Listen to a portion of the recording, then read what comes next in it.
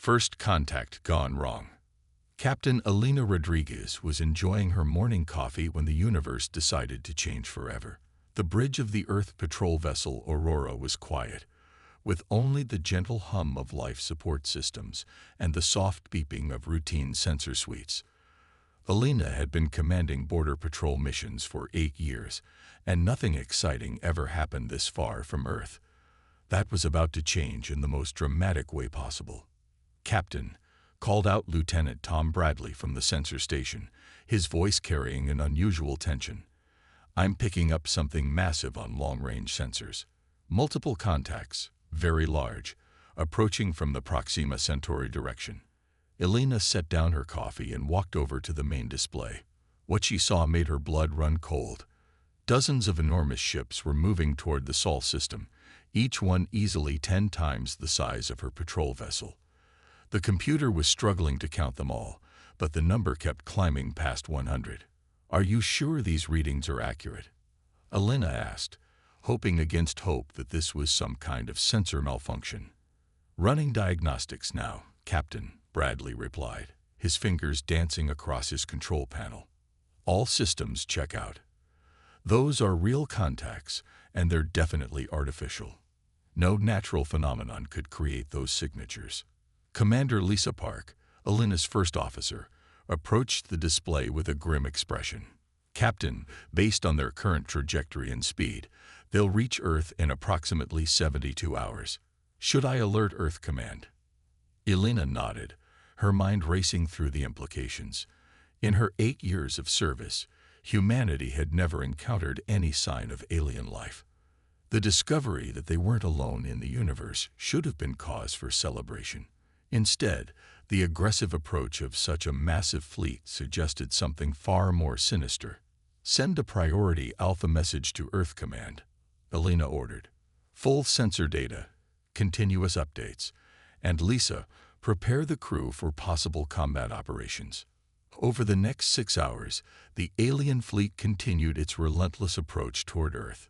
Elena's small patrol vessel shadowed them from a safe distance, gathering as much intelligence as possible. The ships were unlike anything in human design philosophy. They were massive, angular, and covered in what appeared to be weapon ports. Whoever these aliens were, they clearly believed in overwhelming firepower. Dr. James Wilson, the Aurora's science officer, had been analyzing the alien technology since first contact. His findings were both fascinating and terrifying. "Captain, these ships are using some form of exotic matter propulsion. Their technology is definitely more advanced than ours, but not by as much as their size might suggest. It's like they focused on building bigger rather than smarter." Elena studied the data on her personal tablet. "What about their communications? Any attempt to contact us?" "Nothing on any frequency we monitor," Wilson replied. "Either they don't know we're here, or they simply don't care."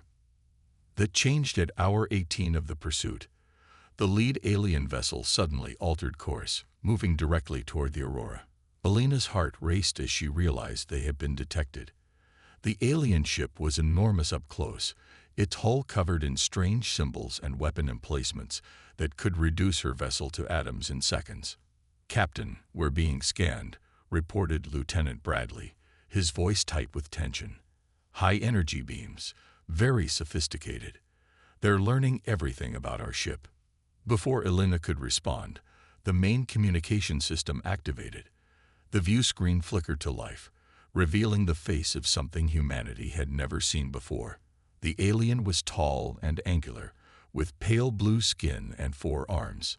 Its eyes were large and completely black, and when it spoke, the computer's translation system rendered its words in emotionless English. "Small vessel of the 3rd planet," the alien said, its voice carrying absolute authority. "I am Fleet Commander Thazix of the Kethran Empire. You will immediately transmit all information about your species' military capabilities and surrender your vessel for inspection." Elena stepped forward, drawing on every ounce of her command training. "This is Captain Elena Rodriguez of the Earth vessel Aurora. We welcome peaceful contact between our species. However, we cannot comply with your demands without proper diplomatic protocols." Thazik's expression showed what might have been amusement. You misunderstand your situation, primitive being. The Kethran Empire has claimed your solar system. Your species will submit to imperial rule or face extinction. These are your only options. I need to consult with Earth Command, Alina replied, trying to buy time.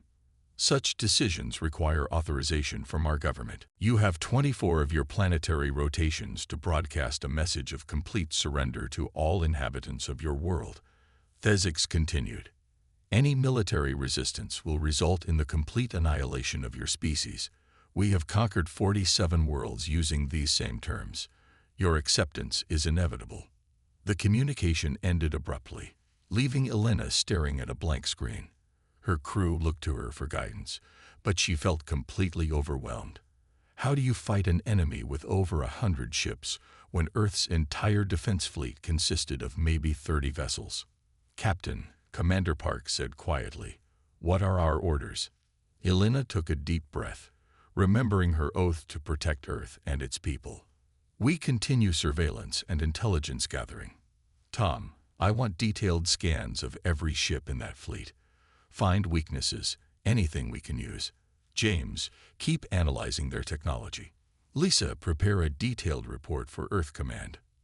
What Elena didn't know was that her messages to Earth Command were being received by people who had been preparing for this exact scenario for over 50 years. Admiral Marcus Chen sat in a command center buried 3 miles beneath the Colorado Mountains, surrounded by displays showing the approaching alien fleet. Unlike Elena's small patrol vessel, his command center was connected to military assets that most humans didn't know existed. Sir, reported Colonel Sarah Kim, the brilliant scientist who had designed Earth's true defense systems. Captain Rodriguez's intelligence is confirming our long-range sensor data. The alien technology is advanced, but follows predictable patterns. Our countermeasures should be highly effective. Admiral Chen nodded grimly. How long until our deep space assets are in position? Another 18 hours, sir. The Kethrans don't realize it, but they're walking into the most sophisticated trap in human history. Back aboard the Aurora, Elena was struggling with impossible decisions. Earth Command had responded to her reports with orders that seemed almost suicidal. She was to continue monitoring the alien fleet, but avoid all combat engagement. If attacked, she was to withdraw immediately and under no circumstances reveal Earth's true military capabilities. Captain, I don't understand these orders, Commander Park said privately in Elena's ready room. They want us to act weak and helpless. What's the strategy here? Elena had been wondering the same thing. I think Earth Command knows something we don't. Our job is to follow orders and trust that someone has a plan. The next day brought the deadline. Fleet Commander Thazix's massive flagship moved into Earth orbit, accompanied by his entire fleet. The sight of over 100 alien warships surrounding humanity's homeworld was broadcast across every news network. Panic spread through Earth's population as people realized they were facing an overwhelming enemy force. Elena watched from her position near the moon as Thazix broadcast his final ultimatum to Earth. People of the third planet, your time has expired. You will now witness the power of the Kethran Empire. Your orbital installations will be destroyed as a demonstration. You have one final opportunity to surrender before we begin landing operations. The alien fleet opened fire on Earth's orbital stations, destroying them with contemptuous ease. Elena felt sick watching the destruction, but her orders were clear. Observe and report, but do not engage. To the Kethrans, and probably to most humans watching, it looked like Earth had no effective defense against the invasion. Captain, Lieutenant Bradley said quietly, I'm detecting some unusual energy signatures from the outer system. Very faint, but definitely artificial. Elena checked her displays but saw nothing. Are you sure? It's intermittent, but there's definitely something out there. Multiple contacts, moving toward us. Commander Park looked up from her own console with a puzzled expression. Captain, I'm receiving coded transmissions from Earth Command. They're using encryption protocols I've never seen before. Elena accepted the transmission and read it carefully. Her eyes widened as she absorbed the contents. All stations, prepare for immediate withdrawal to coordinates Alpha 77. Maximum speed, full stealth protocols. Captain, those coordinates are in the asteroid belt, Park pointed out. Why are we running away from Earth when it's under attack? Elena looked at her crew, seeing the confusion and frustration in their faces. Because sometimes the best way to win a fight is to let your enemy think they've already won. Trust me, and trust Earth Command. We're about to witness something that will change the balance of power in this galaxy forever. As the Aurora raced away from Earth, Elena couldn't shake the feeling that everything was about to change. The Kethrans had demanded a fight, and Elena suspected they were about to get exactly what they asked for. The only question was whether they would regret it before it was too late. Fleet Commander Thazix stood on the bridge of his flagship, watching with satisfaction as Earth's feeble orbital defenses crumbled before his fleet's superior firepower. The planet's military response had been pathetic, consisting of a few dozen small vessels that had quickly withdrawn rather than face his overwhelming force. Within hours, Kethran landing craft would be deploying across the planet's surface, and another world would bow before the Empire's might. Commander, reported his tactical officer, the planetary government is broadcasting surrender terms. They're requesting mercy for their civilian population. Thazix allowed himself a moment of satisfaction. Standard occupation protocols. Establish orbital control, deploy ground forces to major population centers, and begin resource extraction surveys. This conquest was easier than expected. What Fleet Commander Thazix didn't know was that he had just walked into the most sophisticated military trap in human history. In the darkness beyond Neptune's orbit, Admiral Marcus Chen's true fleet was beginning to reveal itself, and the real fight was about to begin. Earth shows its true face. Admiral Marcus Chen had been waiting for this moment for 30 years. Deep beneath the Colorado mountains, his command center hummed with activity as humanity's real military machine finally awakened. The massive displays showed not just the Kethran fleet orbiting Earth, but dozens of other contacts throughout the solar system that the aliens had no idea existed. Admiral, reported Colonel Sarah Kim, her voice steady despite the magnitude of what was about to unfold. All deep space assets are in position. The Kethrans have taken the bait completely. They think Earth's surrender broadcasts are genuine. Chen nodded, his weathered face showing no emotion. Phase 1 is complete. The enemy has committed their entire fleet to Earth orbit, exactly as projected. Dr. Kim, are your adaptive systems online? Dr. Sarah Kim smiled grimly as she checked her displays. For 15 years, she had been developing technology that would revolutionize space combat. Her adaptive defense systems could analyze enemy weapons in real time and develop countermeasures within minutes. The Kethrans were about to become unwilling test subjects for humanity's most advanced military technology. All systems green, Admiral. The quantum processing cores are running at maximum efficiency. Once we engage, the learning algorithms will begin analyzing Kethran technology immediately. Captain Elena Rodriguez watched from her position in the asteroid belt as strange energy signatures began appearing throughout the solar system. Her orders had been to maintain radio silence and observe, but what she was seeing defied explanation. Massive ships were decloaking near Jupiter, coming out of what appeared to be empty space. Captain, Lieutenant Bradley whispered, "Those aren't asteroids. They're ships. Huge ships, bigger than anything in our database." Elena stared at the tactical display in amazement. Over 200 human vessels were revealing themselves throughout the solar system, each one equipped with technology far beyond anything she had seen before. "My God," she whispered, "Earth Command has been hiding an entire fleet." Commander Lisa Park was monitoring communication frequencies when she picked up coded transmissions between the mysterious ships. "Captain, I'm intercepting fleet coordination signals.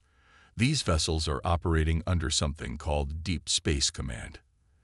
The encryption is military grade, but the call signs are human." Before Elena could respond, Her communication system activated with an override signal. Admiral Chen's face appeared on screen, his expression serious but confident. "Captain Rodriguez, this is Admiral Chen, Deep Space Command. Your surveillance mission is complete. You're about to witness the real response to the Kethran invasion."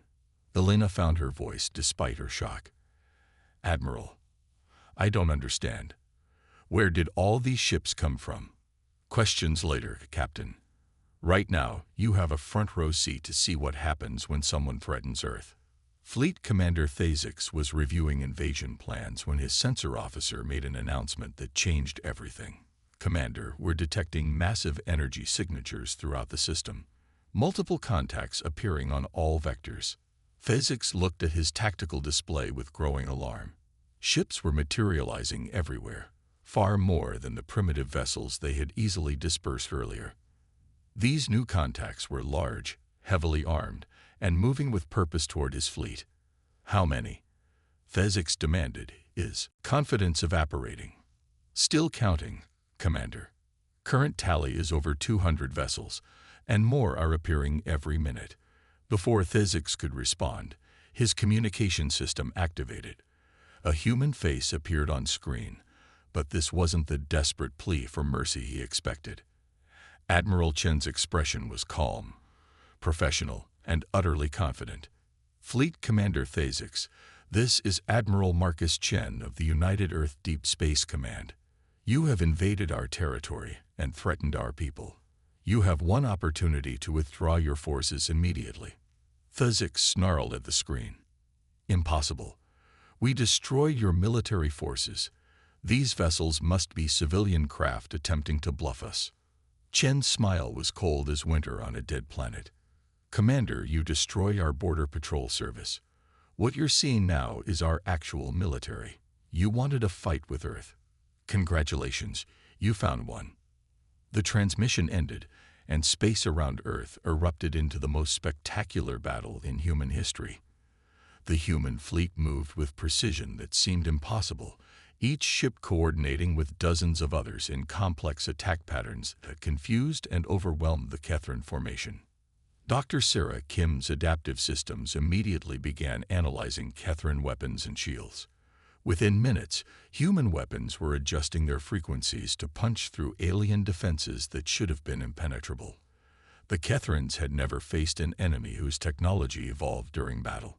Commander Jake Morrison piloted the heavy cruiser Defiance as it led a squadron attack on the Kethran flagship. His ship was one of the new generation designs, equipped with Dr. Kim's adaptive technology and powered by fusion cores that generated more energy than entire Kethran battle groups. "Target their shield generators," Morrison ordered his weapons officer. "Let's show them what human engineering can do." The Defiance opened fire with weapons that adjusted their output in real time, finding weaknesses in Kethran shields and exploiting them with ruthless efficiency. Within minutes, the alien flagship's defenses were failing under the assault of weapons that seemed to think for themselves. Fleet Commander Thazix watched in horror as his mighty fleet was systematically dismantled by human forces that shouldn't have existed. His ships, which had conquered 47 worlds, were being destroyed by an enemy using technology he couldn't understand or counter. "How is this possible?" he demanded of his science officer. "Their weapons are adapting to our defenses in real time. This technology should not exist. Commander, their ships are using some form of artificial intelligence integrated with their weapon systems. Every time we adjust our shields, their weapons compensate within seconds." Captain Elena Rodriguez watched the battle from her position near the moon, amazed by the display of human military power. The ships of Deep Space Command moved like a coordinated organism, each vessel supporting others in complex maneuvers that seemed almost choreographed. "Captain," reported Lieutenant Bradley, "the alien fleet is trying to withdraw, but the human forces have them surrounded. It's not a battle anymore. It's a demonstration." Elena nodded, finally understanding Earth Command's strategy. They let the Kethrans commit their entire fleet to attacking Earth. Now they're trapped in a kill zone with nowhere to run. Dr. Sarah Kim monitored the battle from her command center, watching her adaptive systems perform beyond even her optimistic projections. The quantum processors were analyzing every aspect of Kethran technology, learning their weaknesses, and sharing that information across the entire human fleet in real time. "Admiral," she reported to Chen, "the learning algorithms have cracked their shield technology completely. We can now disable any Kethran vessel within 30 seconds of engagement." Chen watched the tactical display with satisfaction. "Excellent work, Doctor. Signal all ships to offer surrender terms to remaining Kethran vessels. Let's see if they're smart enough to accept." The offer came too late for most of the Kethran fleet. Of the 120 ships that had arrived to conquer Earth, only 15 remained combat effective. The rest were either destroyed or disabled, drifting helplessly in space as human boarding parties secured them. Fleet Commander Thazix found himself facing a choice no Kethran commander had faced in centuries: surrender or die. His flagship was crippled, his fleet destroyed, and human vessels surrounded him on all sides. The species he had dismissed as primitive had just demonstrated military superiority that defied explanation. "Commander," his tactical officer reported, "the humans are offering surrender terms. They guarantee the safety of all crew members who comply." Thazix looked at his ruined bridge, at the displays showing his shattered fleet, and made the hardest decision of his military career. "Signal our surrender, and send a priority message to the Kethran homeworld. They need to know what we found here." Admiral Chen received the surrender notification with grim satisfaction. The battle was over, but the real work was just beginning. Humanity had just announced itself to the galaxy in the most dramatic way possible, and there would be consequences. "Colonel Kim," he said, "begin analysis of all captured Kethran technology. I want to know everything about their capabilities and their empire's military structure." "Already in progress, Admiral. The adaptive systems captured massive amounts of data during the engagement. We'll know more about Kethran technology than they do within a week." Captain Alina Rodriguez received orders to escort Kethran prisoners to a secure facility on Mars. As her small patrol vessel approached the massive human ships that had won the battle, she couldn't help but feel proud of her species. Humanity had faced its first alien contact with courage, intelligence, and overwhelming force. "Captain," Commander Park said quietly, "do you think this means we're safe now?" Elena considered the question as she watched the human fleet beginning to disperse to hidden bases throughout the solar system. "I think it means we've just announced to the galaxy that Earth is under new management. The question is what happens next." Fleet Commander Thazix sat in human custody aboard a ship more advanced than any vessel in the Kethran Empire. The human admiral who had defeated him visited personally, a courtesy that surprised the alien commander. "Your species has made a serious mistake," Thazix said bitterly. "The Kethran Empire will send larger fleets. You cannot defeat our entire military." Admiral Chen smiled grimly. "Commander, you're still not understanding your situation. What you fought today wasn't our entire military. It was just our home defense force. Our real fleet is out there." He gestured toward the stars, waiting to see what your empire does next. Thazix felt a chill of fear unlike anything he had experienced in his centuries of military service. Impossible. No species could hide military forces of that magnitude. "We've had 50 years to prepare for this day, Commander. 50 years to build ships, develop technology, and establish hidden bases throughout the galaxy. Your empire conquered 47 worlds by using overwhelming force against primitive species. Congratulations, you just found out what happens when someone uses that strategy against you." As news of the battle spread throughout human space, celebrations erupted on Earth and its colonies.